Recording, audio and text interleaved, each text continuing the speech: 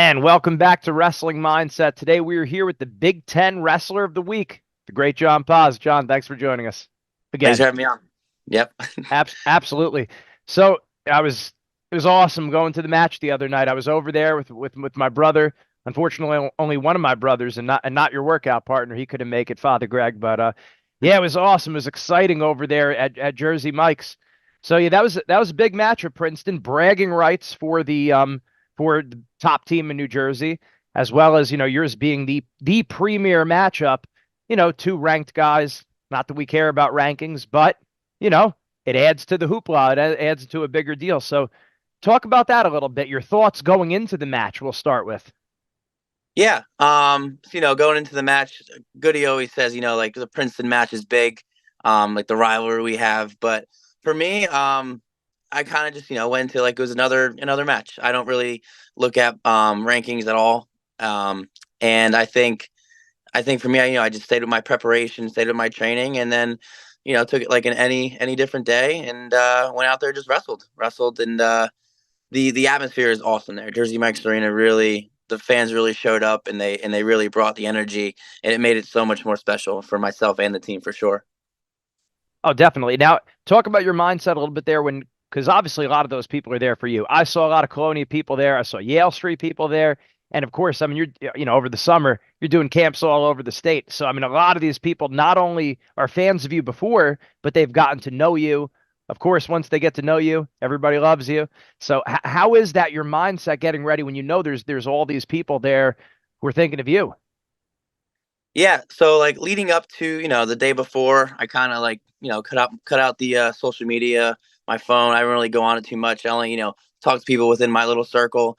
And then, I always like to go up to all the fans and stuff at the matches. I find that fun. I give knuckle touches and stuff like that. But, once 157 comes around or that intermission time, like that's when I really, really lock in. I start, doing my little warm up, and I kind of go into my own world and just get ready to wrestle, just like however anyone else would. They get in their own little headspace, and I go out there and wrestle. And then after the match, I'll sign some autographs, talk to everybody, and I try to get to everybody. If I don't, I'm sorry, but I really do try to get to everybody so they can all see me and talk to me. Absolutely.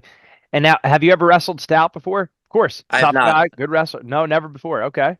Hmm. Awesome.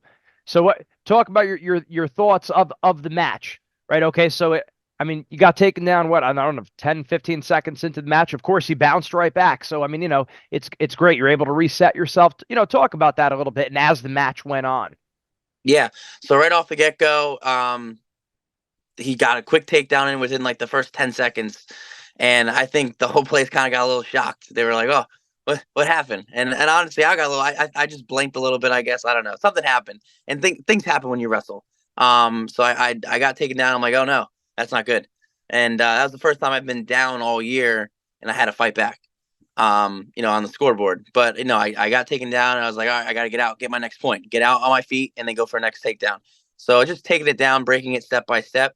So I got out, and then from there, I knew if I just kept pulling on his head, keep pushing the pace, keep moving forward, I know I'm not going to get tired, and I know eventually they're going to get tired. So I just kept that in my brain the whole time. I got that next takedown. Once I got that takedown, I got on top, and I got a minute off the clock, minute 20. And I knew from there, he was getting more and tired. I felt him break, and eventually, and that's what any match, you feel someone break, you got him. And then third period, he gets out with about 50 seconds left. I already rode him for about minute 10, minute 15, and I knew I was fine. I'm good here. We work on that closeout drill and practice all the time, so I've been in that situation. I know what to expect. I know what to do, and I'm not tired. I'm good. I'm good to go, and close out the match and get that last little takedown at the end. It was a great way to seal it off. Absolutely. And I mean, yeah, definitely a close match, but you did look like you had the edge in each one of the positions. I mean, bottom, he wasn't riding you. Top, you were riding tough. And then on your feet, you got a takedown, you got another takedown. So, I mean, you looked like you're in control. Talk about, I guess, your mindset from those different positions. Like quickly, what are you thinking on bottom, on top? The time is now to take your mindset to the next level with Wrestling Mindset. make sure you go to our website, wrestlingmindset.com, and sign up for your free trial session today.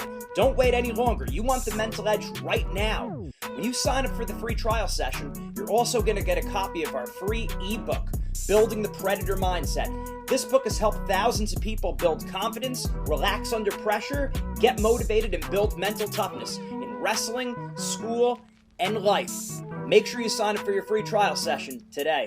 Neutral. Yeah. So on bottom, I'm right after I got taken down, right then and there, I'm like, oh, I gotta get out. I gotta get out. Because once I get out, then I can continue wrestling, pull on his head, moving forward, engaging in that pressure.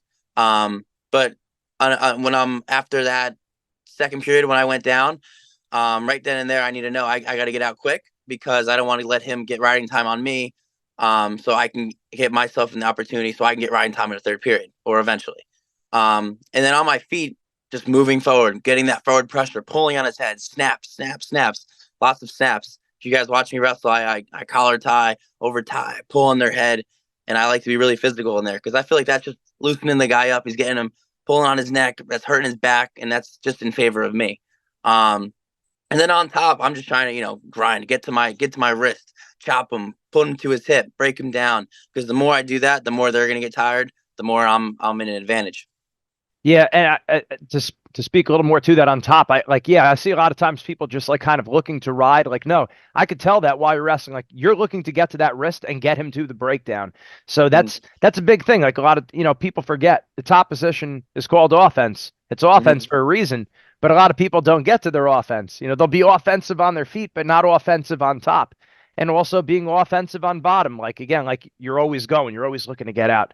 So no, that was awesome. It was a really exciting environment. I wish I would have snapped the picture. I got the last couple seconds of your match on video.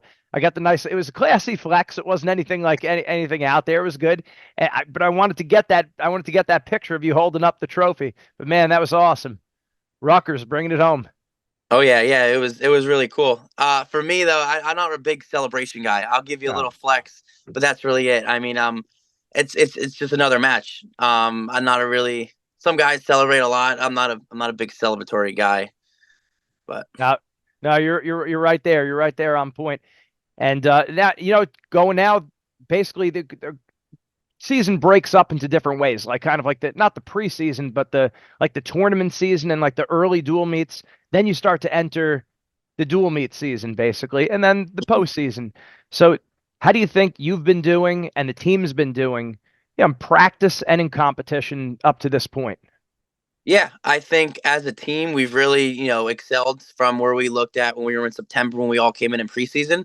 I think everyone's getting better. I think our conditioning is really really good. And I think we're just getting better as the year goes on. The first half of the year, things were a little spread out. We wrestled, two dual meets in California. Then we had a week off, and then we wrestled VTech, had a week off. So it's a little more split up. But once we get into January, it's the Big Ten season. We're wrestling 2-3 matches a weekend. You're flying to Illinois, you're flying to here, you're flying to there, and it's a sprint. It's a gauntlet too. If anyone wrestles in the Big Ten, it's a hard season. But January is a hard month, and even in the February, once we get into February, the months cut a little short because then we get ready for Big Tens and NCAA's. That's what really matters at the end of the year. But January and February is definitely a gauntlet, and it really teaches you how to be, strong mentally and strong physically. You got to be able to recover the proper way, and doing your schoolwork, all that stuff. It's a lot. It's a lot. Excellent. Yeah. And then, so what's your plan of approach for that? Is it what like about one match a week once we start hitting the dual meet season? I think it's two. Two week.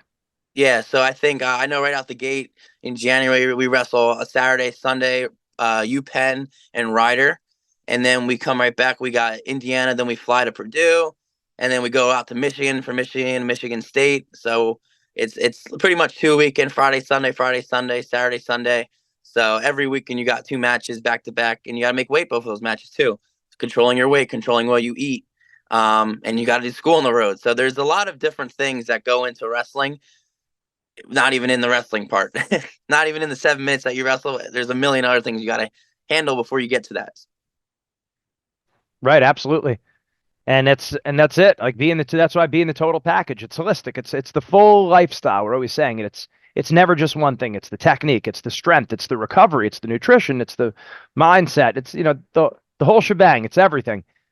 So 100%. absolutely. So what matches? I mean, you're looking forward. Not that you're looking forward to any particular match, but is there anything that you really like? Hey, this one's going to be nice. I mean, of course, like Big Ten, NCAA tournament. But what do you have on your hit list coming up? Um, Honestly, just I'm gonna say all of them. Just the opportunity to wrestle all these matches, especially at home in front of everyone at Jersey Mike's Arena. All my friends, my family, the Yale Street guys, Colonia guys. Just being able to wrestle in front of all of them is just something really special to me. Um, and I really do enjoy traveling with my team. I think going to Michigan and Indiana or Purdue, those are going to be really fun trips, and those are where you make those memories that you'll remember forever. We were out in California, Yara and I. We went to the beach the one morning and we went to swim, and that's something I'll always remember. And we got some really cool pictures. So it's just the memories of traveling with your team and wrestling in front of the home crowd is two things that I'm really excited for the rest of the year. Absolutely. And I'll talk about when you're in the away match, right? So you're a fan favorite at Rutgers. What about when you're going into enemy territory and you got people booing? Does that change your mindset? Is it the same? How do you cope with that mentally? For me, it's pretty much the same. Boos or yays, I really don't. Yes, the yays are great when I'm at home. It definitely helps a lot. But when I'm on the road, I feel like I'm behind enemy lines. I got to go out there and make the crowd quiet. So it really doesn't change how I wrestle. It doesn't change how I warm up or anything like that. Yes, you're in a different arena. Yes, you're on a plane. You got to do all that extra stuff. But I really don't see how it changes my wrestling. Yep, absolutely. Great answer. Treating it all the same. There's no big or small matches. We want them all equally, and we're thankful for the opportunity. Mm-hmm. Great stuff, John. Big Ten Wrestler of the Week. So in effect, you beat all of the Big Ten wrestlers in the entire country. That is stiff competition. I know it's not your main goal, but hey, it's a nice thing. It's a nice little feather in your cap. It's one of those things you look back and you say, hey, that's cool. But it's back to work. It's continuing to improve, always getting better. So 100%. keep up the great work, John. Thanks a lot. Thanks for having me on. Absolutely. Take care. See you.